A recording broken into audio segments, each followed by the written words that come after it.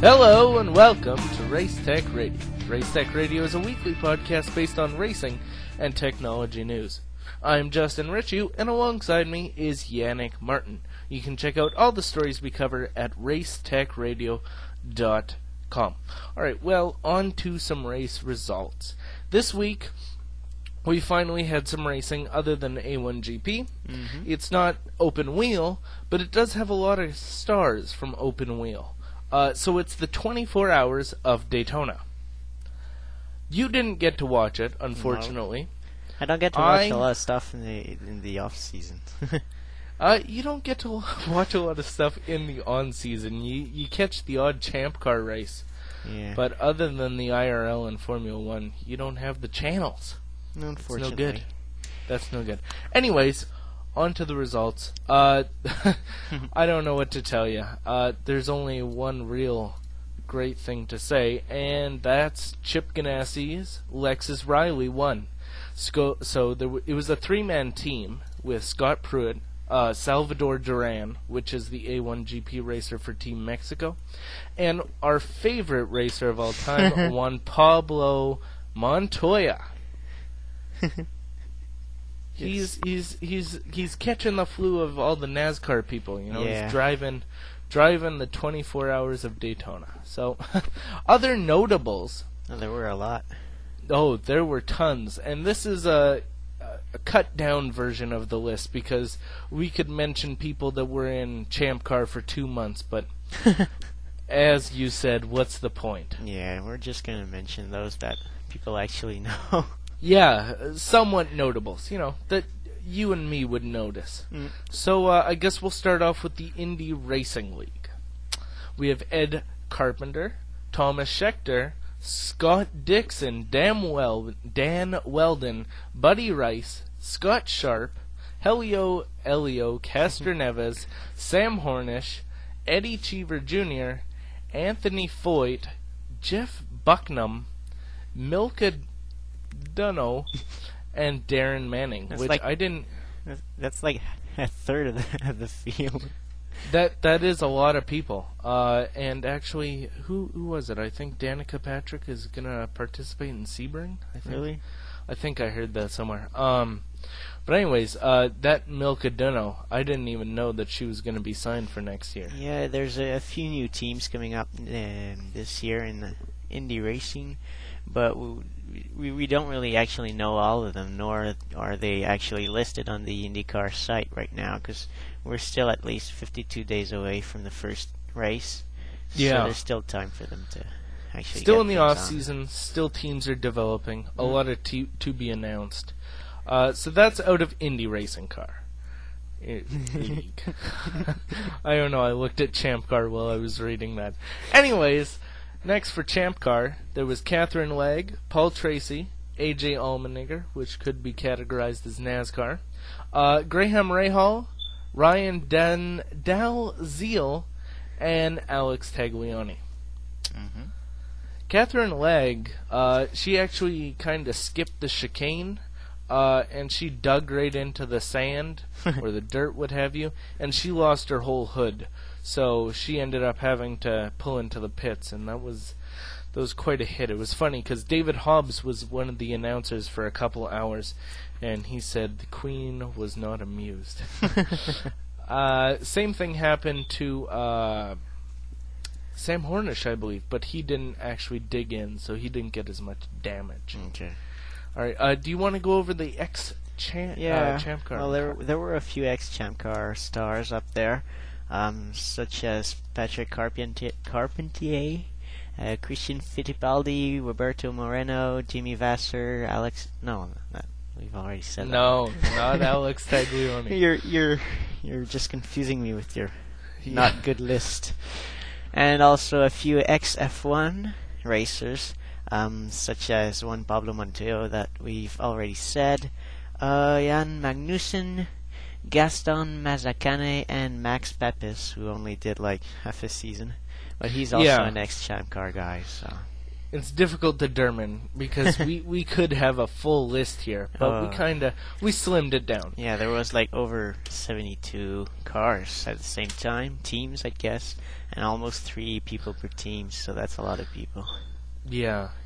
Well, and NASCAR, once again, we only mentioned a few because there's so many people. Yeah. You know, so the NASCAR people were Tony Stewart, Jeff Gordon, and Bobby Labonte.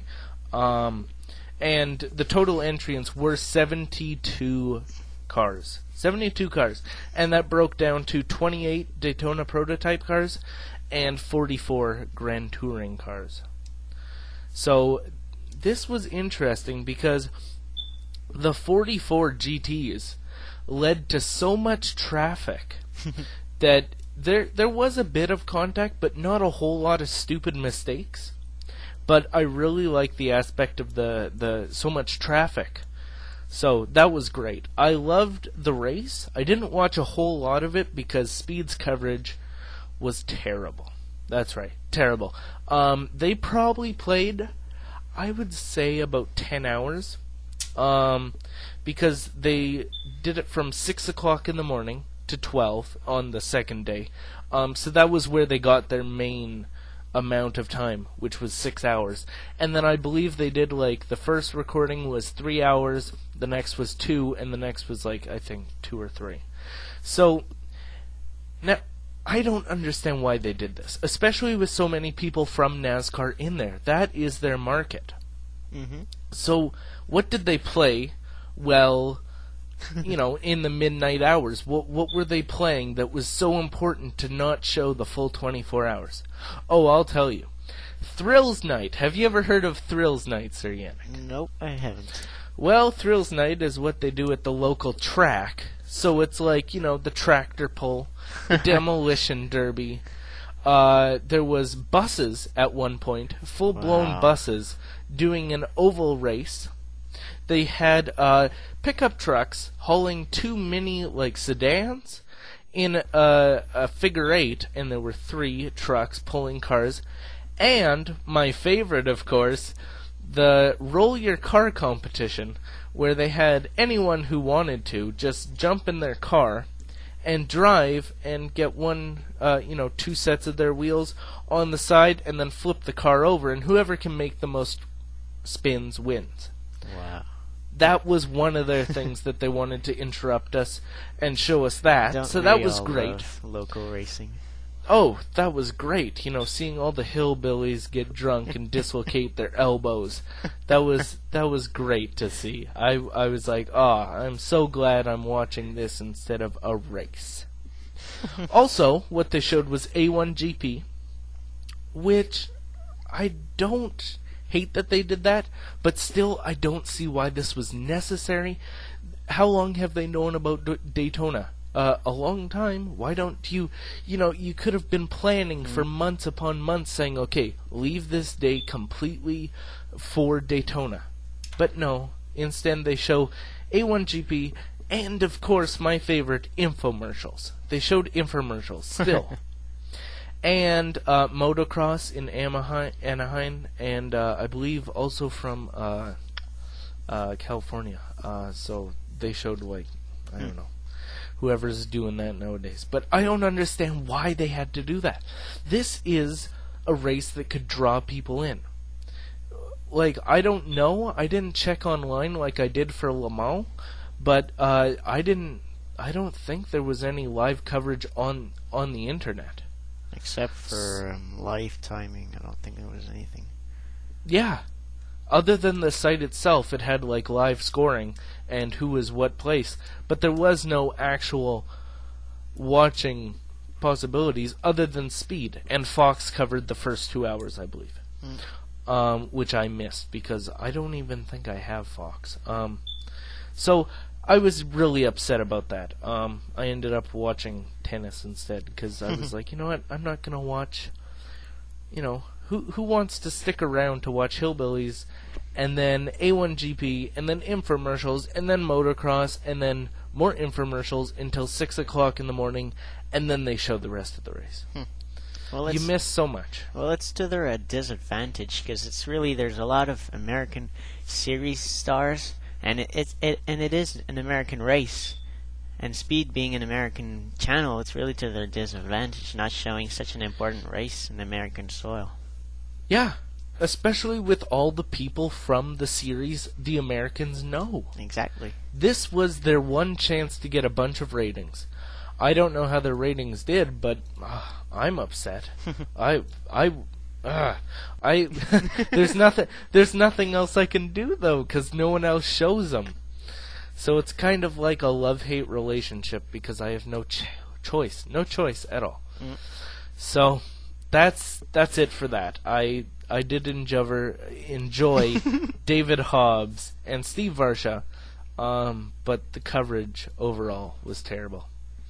Anyways, that's all the racing results. Next race for A1GP isn't until February 8th, I believe, or somewhere along those lines. So we'll bring those to you when we get more results. Also, we're not going to really talk about the new paint jobs yet until every single car is released, and then we'll give you our opinions on it because, Honda's still yet to bring out their colors, you know. So we may as well just wait until everything's and wrap everything together. Yes, that's best. All right. First story of the day is the IRL rules for 2007. Here we go. All right. The increased engine. It will be a V8 with 3.5 liters. Okay? I don't know how much they were before. Do you? Weren't they 3 liters or something like that? Possibly. So, only a 0.5 liter change.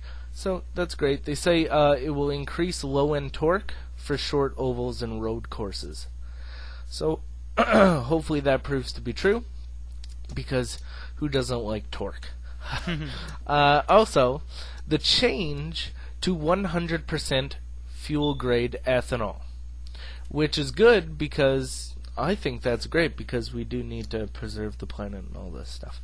And I forgot who it was that introduced the ethanol car, and he ended up dying. But that's good on him that his dream came true, that now it's 100% throughout the whole series.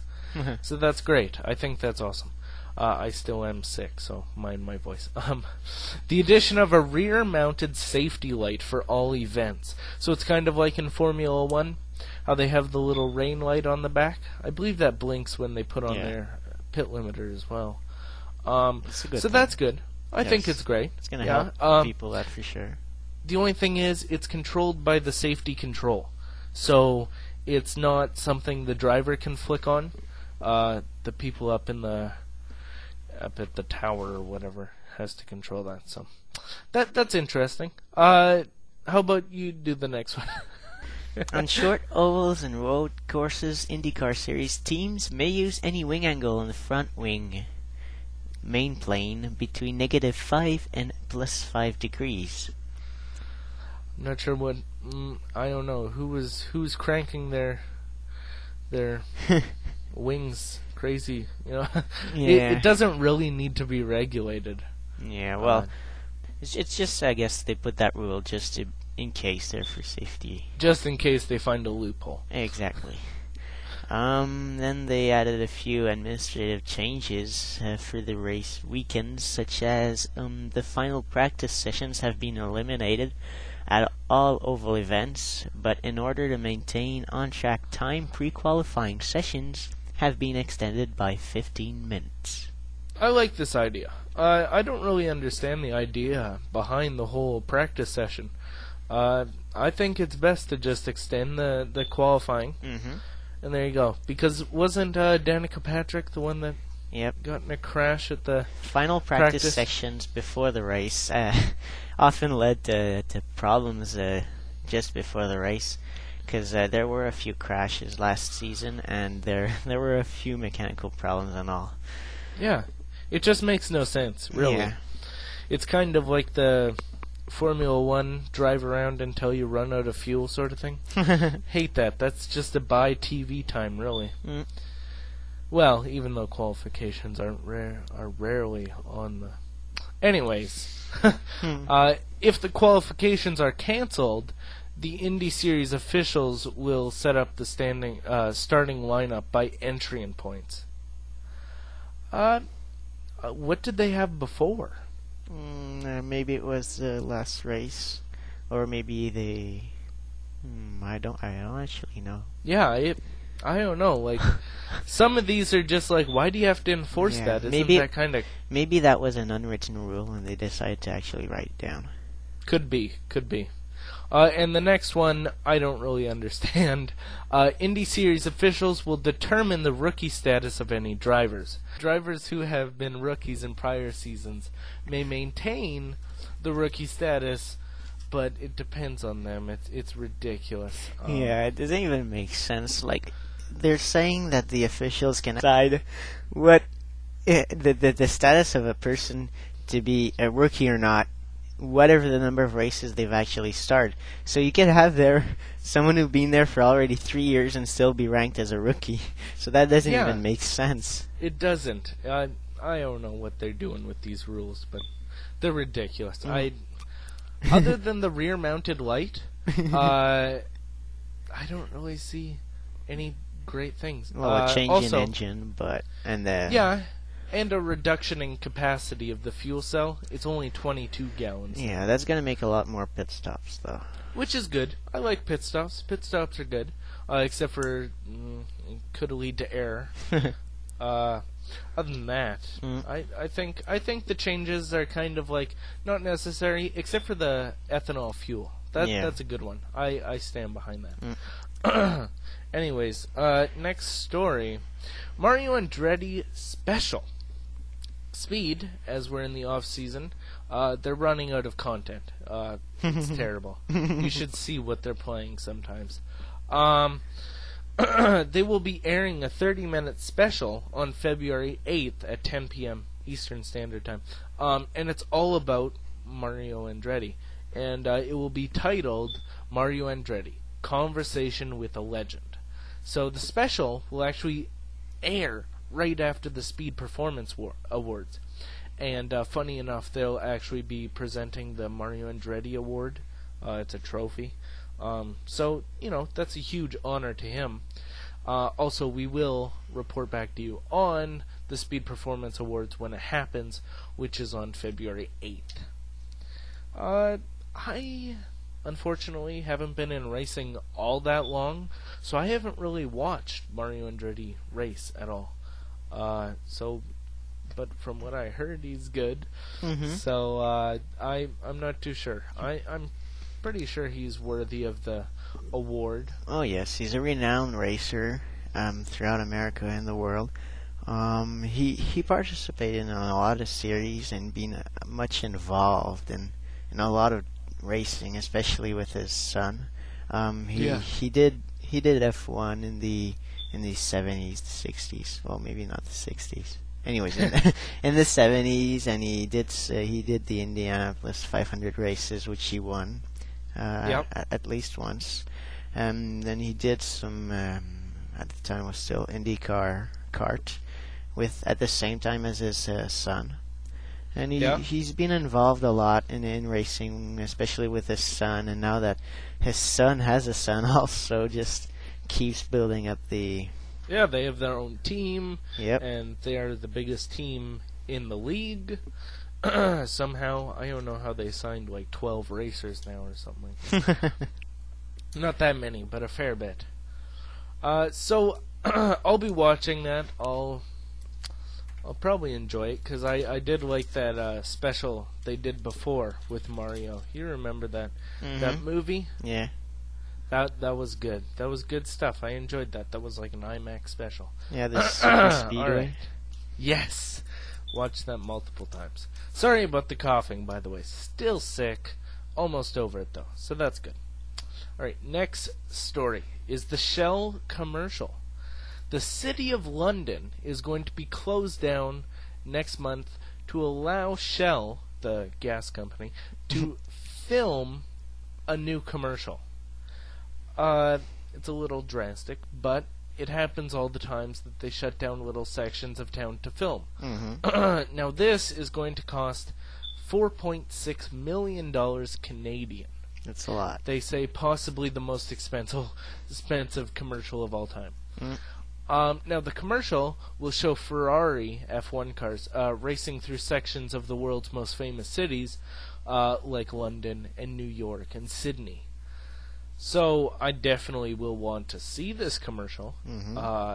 They have quite a budget for it, and I wonder if they're gonna use Schumacher. Well, I don't know. You don't think they're gonna use black helmets, do you? No, but, well, I don't know actually. Because it's not specified in the story actually who's going to drive, but... I know, but that's what I'm wondering about. Maybe it's going to be the current ones. It depends when they start the production of the commercial.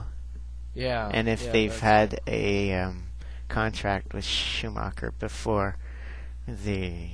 Well, he was in a few Shell commercials. I would like to see him in this one last time. All right. Next story. Just a quick note. Felipe Massa and Hamilton, Lewis Hamilton, both crashed during separate testing sessions, but they are both fine.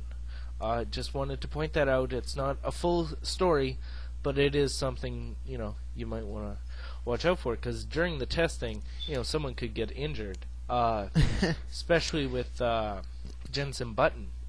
His ribs are still a little raw. Really? Even though his test didn't go too well because his car died. Yeah, that's too bad. So, anyways, next story. Ford, the big American, the second biggest car maker in the U.S. and actually the third in the world. Third biggest motor company in the world, hit a record loss this in the last year, $12.7 billion loss. Billion. Now that's huge. That is huge. The biggest annual loss in the company's history, a 103-year history. Now that's huge for the company. It's really not going well for them. Especially when their annual growth is only $1 billion. How do you lose $10 billion? It's crazy. Because it's funny. Because really, last year, last year in '92, their previous record of losses was at $7.39 billion, which is still a lot. But they were almost actually doubled. Yeah, they were actually able to come back with some profit. For example, in 2005, they were able to make a net profit of $1.44 billion. But now that last year they've made $12.7 billion loss is huge for them. It's harsh. Very much. They've been struggling a lot too much against the new Japanese and Toyota. It's hard to compete. Yeah. It's very hard to compete, especially with Toyota now going into NASCAR and more forms of autosport. And selling actually more and more trucks in the U.S., which is also killing the market. And Toyota is actually establishing new factories, especially in the Texas area. It's really going to kill their market. Speaking of factories, Ford actually plans to close 16 factories in North America. That's a lot. That's sign of hurting right there. They know they have to do something, and they're going to cut about 45,000 jobs. Yeesh. But they say they are confident that they will return to making a profit by 2009. That's a long way to wait if you're getting hit with a $12 billion loss every year. Yep. So, I don't know. I don't like huge corporate giants. I think we should cycle the automakers every few years, Mm-hmm. So, I don't know. For me, I wouldn't buy a Ford, but... I own a Ford. Oh, that you do. Anyways, next story is Windows Vista Test Drive. Now, Windows Vista Test Drive is just a little, I believe it's Flash, right? It's Flash or Java? Good question. I think it's only simply web-based. Really? Yeah. Just web-based? Well, either way, it is technically the operating system in a sandboxed frame. So pretty much you can go on to WindowsTestDrive.com, I believe. WindowsVistaTestDrive.com. WindowsVistaTestDrive.com, and pretty much just try it out. All you have to do is enter your email address. I haven't checked my email address. I gave them my spam address just in case, so I haven't checked that yet. But I'm pretty sure it's fine. It's not for the super user. It's not to be going in there. It's not. It's not the OS. No, really. Not at all. I tried to do something and nothing seemed to work like it should have. I don't know. Really. It's just for the feel. It's to get maybe a look or the feel of the operating system if you haven't used the release candidate. Yeah, and still, I think the best feel would be simply to show up to a store and actually use one of their computers over there, because really that didn't really give me any of the atmosphere of Vista or anything. Not at all. I understand the start menu now. I don't like it. I think the start menu is terrible. I do like the search, like Alex Albrecht says. I think that's great. Also, with the Windows Vista will be released on Tuesday. It's scheduled for Monday at midnight. So Tuesday, the 30th of January, they plan to release it. For complete consumer use, many versions are available. Actually, the 7, I think.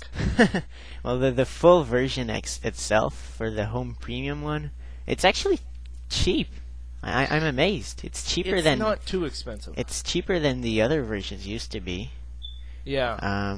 For it itself, for example, here at Future Shot was like $300 for the home premium complete edition.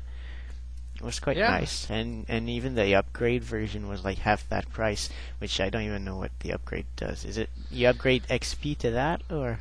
I don't know, but I do know if you buy the small one, the very cheap one, you can always upgrade online, and it just upgrades it. So that's good. Nice. I think that's great because, this way you can try out Home Premium, and if you don't like it, you can upgrade to Ultimate or what have you. So I think that's a great idea. Now, me and you, we've, fairly geeky. I won't be running out and buying this. Oh, no. I don't understand, operating system launches used to be a big thing. But now they're not really, because Apple, they release one every year. Well, an update. So I don't really see how people can get so excited. Well, it's because it Microsoft has been like 6 years. Yeah, but Microsoft don't release one every year. That's the difference. They release it every 6 years.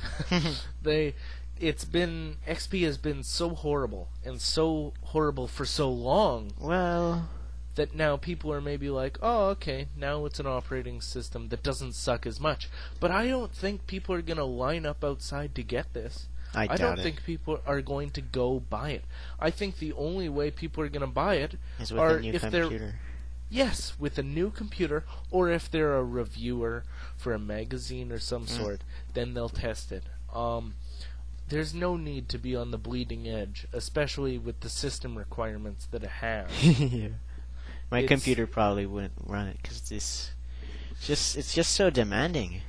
Well, you can dumb down the arrow and the shadows and all that stuff. Yeah, and the glass will look. You can dumb it down so it will work for your computer, but you're probably not going to get the full experience. Exactly. You're probably best to just upgrade your computer. Or just switch to Linux. That's the best. Can't stand this Windows crap. Anyways, next story. What is the next story? The next story is Google Earth 4. Of course. Google Earth released a new version of their latest product, which is actually like 3 months after the launch of Google Earth 3 or something. Yeah, they're not doing it very consistently. They're like one year, then one the other year, and then like 2 months later they're like, oh, okay, here you go. It's big improvements, the biggest improvement yet. Yeah, it's interesting actually for those who like to to fool around with Google Earth. It's pretty much the same thing as it's always been. It's just they've mapped a few more areas as usual. They've updated the shots of many cities. They've added a few features. For example, especially for the 3D content.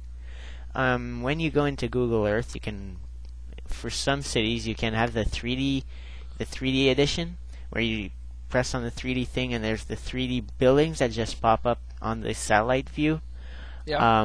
But the thing that they've added in Google Earth 4 is that they've added textures to these 3D things, so you can move around those 3D things, but they've actually they kind of painted the white figures, so you see the glass, you see the designs on the actual buildings like they actually are.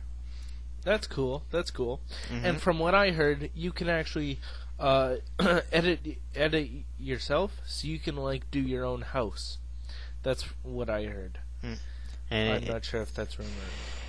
I haven't actually looked if that was actually true, but if it is, it's a great thing, which they'll actually get to. It's going to improve the program on itself, actually, where people are actually going to build the program itself, which will exactly, and it's just going to make the program better every day. Welcome to Web 2.0. Google could make it. They could make it totally like open source. Yeah, if you want to, customize your city, go for it. I just hope, people don't screw around with it. Yeah, but I don't really make, like pyramids in the middle of New York and stuff. Yeah, but I don't play a lot with the 3D thing. I'm not a big fan of how the 3D looks, and they haven't mapped all the 3D buildings either. And there's only the buildings that are 3D, nothing else, so it kind of looks like crap sometimes. Kind of looks like crap. Well, like, there's no trees and stuff like that, so... It's definitely getting better, though. Yeah. This is a step in the right direction, for sure. Of course. Because once they make them look a little better, it's still kind of looking like smudged, awful PNGs. Terrible look. But I think, in the end, if they can bump up the quality, I would use it more often, because I seriously never use it. I scrolled around a little with it. I'm like, okay, that's nice. I'm done. There's no big need for me to use it. So is that all for that story? Pretty much. All right. The good thing about it, though, it's free. That's great. That's true. It is free. So if you just want to have a little look around Google Earth, if you want to fly to one part to another, it's a great little program. It is. I still have a little bit of a problem with the interface, especially when you double click and it goes in so slow. I wish it would lock on and then you can scroll in faster. Yeah. But it takes time. Definitely a program for people with patience. Anyways, a little rumor on the side. Google, they've said that it may become like Second Life, a metaverse, technically. So you would be able to fly around and pretty much live where you live, and pretty much the big phenomenon, which has been Second Life. There are tons of people on Second Life. Oh, it's crazy. And there's people that make money there, and and even businesses are jumping in there and building dealerships and stores. It's ridiculous. So pretty much, Google might be getting into the whole Second Life idea, and it's been said that BBC is doing the exact same thing. But it's good because Google Earth already has a platform, which would be so great, because it's the whole Earth. I think that would be great.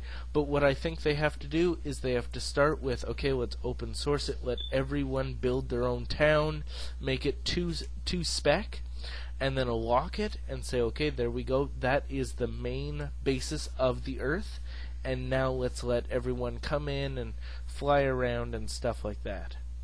The problem I have with Second Life is it's just not an enjoyable time yet. Like in Snow Crash from Neil Stephenson, it was an interactive experience which felt real, which was real technically. So it's still not there. It's just not there. Flying around, you get lag. It looks like crap. It's not fun. I found it no fun. Just no fun for me. So I just think that once it comes along a little further, then it will be fun and interactive experience. Right now, I just don't find it enjoyable at all. Makes no sense to me why anyone would, really. Mm-hmm. So, I think there's room for improvement, a whole lot of room for improvement. And as soon as the world's built up, I think it will be great. Mm-hmm. Yeah.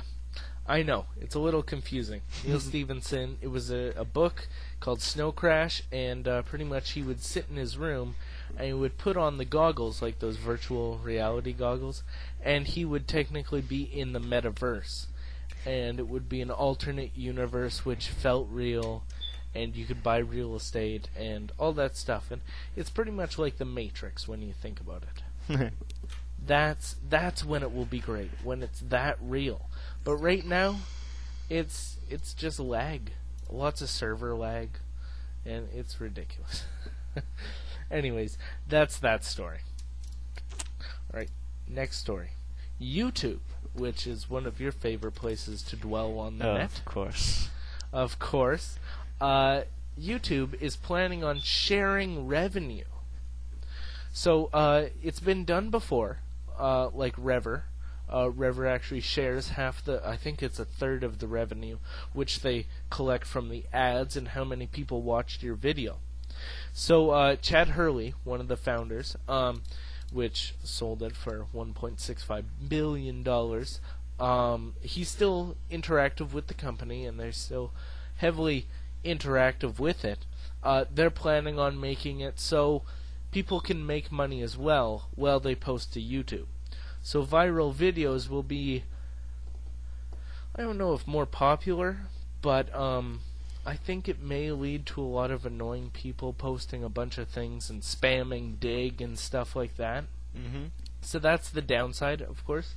But I think it could work. Like Rever works, but Rever still doesn't have the fan base that YouTube does. Mm-hmm. But with YouTube's popularity, it could probably be king in this, because imagine how many people would post to YouTube if they know they could make $1 every person that views. Yeah, but I don't see how they could actually share the revenues like that. Well, I think it's, you have 4 billion people click on your site a day, and, every time they click that, it's kind of like Google Ads. If your site has that much traffic, then you get this much per click, right? Yeah, but the problem is there's so much spam on YouTube. All those shitty videos that just appear and even get 350,000 views just because it fooled some people into thinking it's something else. It would really lead to some confusion and some That's true. faulty behavior. What do you think about maybe per vote? What do you think about that? Would that improve it? It Like, could actually help. Because people would have to agree that they like the content instead of just clicking on it. Oh, this sucks, right? Mm-hmm. I think that would work. Or maybe per comment, and then kind of have like Dig, where they dig your comment, right? Mm-hmm. I something along those lines, because it's true that spammers could just get in there and, oh, check out this video, and then it will end up all over the net, and it's crap. Mm-hmm. It's possible. It really is possible. I think it would be great, though. The odd video that you post, maybe get a few dollars for it. Yeah. I think that would be great. It's definitely going to be something to help those that make some different videos, that have shows on there, or Quality that content. Exactly, or that have, for example, those amateur filmmakers that are looking to have a few bucks and stuff for the creative work they do. That's definitely going to help them. Now, the only thing I heard, I haven't read the user agreement of YouTube, but from what I heard, whatever you put on there, they now own it. I'm not sure if that's true, but I don't read ULAs, so but it could be correct, and in that case, that's no good, because, putting out your film, then they own it, that's no good. Yeah. Next story. It's not a rumor, actually. This one's, it was true. Chad Hurley himself said that the wide success of the site, they may as well start sharing the revenue with the users. Mm-hmm. And that's millions of users, so... It's going to be crazy. It is going to be crazy. I just want... Well, no. Anyways, the next story is Diggnation in a GoDaddy commercial. Not only a commercial, but a commercial that's to be aired on the same weekend as the Super Bowl. So the Super Bowl is notorious for having these great commercials when people actually watch the commercials. Most people skip the commercials. But this is when you want to sit down and watch what other companies have to offer. Some people actually skip the Super Bowl and watch the commercials. I would consider doing that. It's interesting because GoDaddy before, the past 2 years, have been not banned, I wouldn't say, but their ads were rejected because of strong sexual content. GoDaddy's always had the risque commercials. Even on DL.TV, they have one you're like, it's a little much. But anyways, pretty much the ads are like women and lots of sexual content. That's about it. And they're not even great commercials. Nah. They're just risky. So it's very weird how they would just be banned. So anyways, they proposed 3 commercials to the Super Bowl network, whatever that is, right? And they rejected the 2 because of the strong sexual content, but the 3rd one was accepted. And that 3rd one just so happens to have Alex Albrecht and Kevin Rose in it from Diggnation. Now, I haven't seen the commercial, but I will be watching the Super Bowl to see that. I'm a big fan of Diggnation. You are big now, but you were very slow to start. Yeah, well, I wasn't actually looking all that much at internet TV in the past. I know I've heard of Diggnation before. I've watched a few clips before I've actually started watching it. But then I simply started watching it, and I watch every episode that yearly comes out. Yeah, every episode now. And it was funny because it was like pulling your arm like, dude, this episode was so funny. You got to watch it. And you're like, yeah, okay. And you just wouldn't watch it. And now finally you're a fan of Diggnation. Well, of course. And that's great. And now I believe you even have your Dig account. Because even that, you were like, well, that's I do. Stupid. That's stupid how you have to sign up. No, well, it's just I had trouble signing up because my email address wouldn't work. But once it worked, I've always been there. As you know, I report you maybe like 10 stories every day. So yeah, even though I've already read them, I'm like, dude, that's so 4 hours ago. All right, well, anyways, watch out for that. Also, check out Diggnation. It's a great podcast. Yes.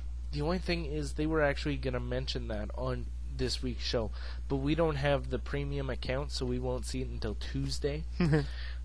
So, yeah. I'm sure it's already on YouTube. Probably. Well, we could have downloaded the MP3 version, but... Yeah, that's true. That's true. Yeah. MP3. Anyways, check out Diggnation. That's at diggnation.com. I love the podcast. Oh, that's great. You can never get arrested. The whole Revision 3 network is great, really. I watched The Broken in the past when it was back in 2003. Kevin Rose seriously was ahead of the times. Yeah. He was the first person I ever knew that had a video podcast. Like The Broken. The system, I think that's newer, but I think they may have recorded it back in the past. But Revision 3 has a bunch of shows. Oh, it's great. I've been watching in the past. Well, in the past, a few weeks ago, all the Control Alt chickens. With Alex Albrecht. Yeah. That's funny. Something very, very funny. It's really cooking for the geeks. It's how to cook things if you don't know how to cook. Yeah, it's a cooking show with people that don't know how to cook. Exactly. I really like the show. They're not released nearly often enough. Oh no, often enough. There hasn't been any release for at least a few months. Yeah, that's one thing I dislike, and the other thing I dislike is when they go down to the lab. Yeah, that's so fake. That's what I disliked about Alex Albrecht when he first came on the air on the Screensavers. He was just too immature and annoying, and this is an insight to how he used to be. Mm-hmm. I feel that's how he was. He was always with the accents. Yeah, but look, even on Diggnation, he's a little better though. You know, now he's funny. He used to be just annoying, so that's good. But Revision 3 has a bunch of shows from people that you may have known from Tech TV, like in digital that has Jessica Corbin, Han Choi, which. He wasn't on a whole lot of episodes of anything, really. I don't even know what he did there. And Will Wheaton, which he hosted Call for Help a few times. But other than that, he was a Star Trek something. I don't know. I'm not that much of a geek. I don't know that stuff. And then Martin Sargent, of course, has his show, which I haven't watched it because that Unscrewed that he used to do was some risky stuff. Mm-hmm. Other than that, I guess that's all for that network. But there's Dan with System. Yeah, but I don't know. He's so terrible at lines. I don't even see how he got on TV. Like, week after week on the Screensavers, he would be stumbling and stuttering on his words and trying to read from the teleprompter. And it was just terrible. He got caught once, too. Yeah. Just by doing that. Yeah, he just read the prompter that he's not wearing pants. And he's like, what? No, I am wearing pants. It was rather funny. But Dan is not a big fan of the teleprompter. But I heard from Leo this week on Net at Night that someone called in and he asked if there was any progress with Undo.tv. And Undo.tv is a project that Chris Perillo is working on where they put together a network of shows, pretty much. It will be Tech TV on the computer. So it will be Twit, it will be DL.TV, it will be Revision 3, 5 days a week. You know, trying to recreate the Tech TV experience because it was a huge crowd and it has a huge cult following. Mm-hmm. So they could really take it away because Tech TV, well, G4, is terrible nowadays. I watched it a few weekends ago, and there's just no appeal anymore. There's nothing tech on there. It's a shame what they did to that station. It was one of the best channels on the networks. So, anyways, I guess that's it for news today. Yep. Not a whole lot of news in racing. Luckily, we did have the 24 hours of Daytona. Mm-hmm. We are getting closer Yep. to the open wheel seasons, but just that's a few still days to go. Yeah, just a few days. Until then, we'll try bringing you fresh content, but it's kind of hard if we don't want to veer off of the subject of racing and technology. Mm-hmm. So, also, you actually haven't heard of this, but I wanted to quickly touch on it. Joust, it used to be called the Venice Project, and it's from the same makers of Skype, and pretty much what they're doing is an IPTV sort of thing. And it's legal. It's not like peer-to-peer, but it is going to be like BitTorrent, how you share the bandwidth. Mm-hmm. But it is going to be legal. So they have the beta out right now, so try and get your hands on that. I'm not sure if you can, but if you do, definitely send us an email, because we would like to hear about that. That's, from what I heard, even Leo Laporte, he was all about it. He's like, you know what, you go into the full screen mode, and you can talk on, Yahoo or Google Talk, but it's a full screen thing, and the quality is great. It's like watching a DVD. Nice. So I'm excited about that because I'm a big fan of watching TV on the computer. So I guess that's all this week. Do you want to talk about how they can contact us? Yes, of course. If you have any comments or any questions or any things you want to tell us, don't hesitate to contact us. There are many ways. Well, not many ways, but at least 2 ways. You can you can at least go to our website and go into the contact section and fill out that form, or you can simply send us an email at racetechradio@gmail.com. All that's stuck together, obviously. Yes. We are actually having an expanding audience, which is a great thing, and we have a lot of loyal listeners. Yes. And we got one message this weekend. One guy who's been listening to us since the beginning, and it's a great thing because he sent us a picture through email, something quite original. It's a picture of him with his, I think it's his cell phone, probably. Sony Ericsson. Exactly. Listening to us in the plane. Which is great. He was flying over the Alps, and he decided to take a listen to Race Tech Radio. So thanks a lot, Ben. And if you do have such things like that, if you want to take a picture of yourself listening to us, I guess you can Very still odd send us request. the pictures or stuff like that at our Gmail account. Absolutely. We really appreciate that. Yes, and don't forget Right, to tell all your friends and people interested, obviously. Yeah, it's a very niche crowd, but there's a lot of people interested. Just it takes time. Yes, and we're also on YouTube, which helps us expand the audience. On YouTube, you can listen to us, and there's images of all our stories coming up on screen as we are talking about them. I think it's a good idea, because some people, we're not doing a video podcast because we're not even in the same room. But, having it on YouTube's good because publicity.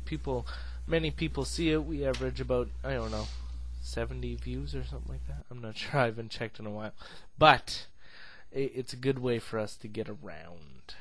Anyways, that's all for this episode of Race Tech Radio. And we'll be out with another episode next Tuesday. Yes. So look out for that. Mm-hmm. Goodbye.